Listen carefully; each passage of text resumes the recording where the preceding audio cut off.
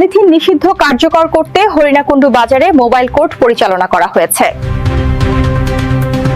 Sunbit সব দিবে সামাল। সানবিট ম্যাজিক প্রেস ডিশওয়াশিং এর মাথা ঘোরানো সলিউশন। হরিণাকুণ্ডু থেকে আব্দুল্লাহ আল মামুনের ভিডিও কভারেজে দেখুন বিস্তারিত প্রতিবেদন। হরিণাকুণ্ডুর কাঁচা বাজারে পলিথিন নিষিদ্ধে মোবাইল কোর্ট পরিচালনা হয়।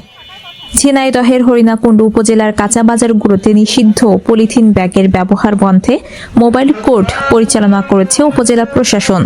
সোমবার 4টায় বিকেলে অভিযান চালিয়ে 3টি মুদি দোকান থেকে পলিথিন ব্যাগ উদ্ধার করা হয় এবং 3 ব্যবসায়ীর কাছ থেকে মোট 2000 টাকা জরিমানা করা হয়। অভিযান পরিচালনা করেন উপজেলা সহকারী কমিশনার ভূমি সৈয়দ জাদি মাহবুবা মঞ্জুর মৌনা। তিনি জানান, পরিবেশ সুরক্ষায় পলিথিন ব্যবহারের বিরুদ্ধে অভিযান নিয়মিত চলবে। সীমা আক্তার, চ্যানেল 7, ঢাকা।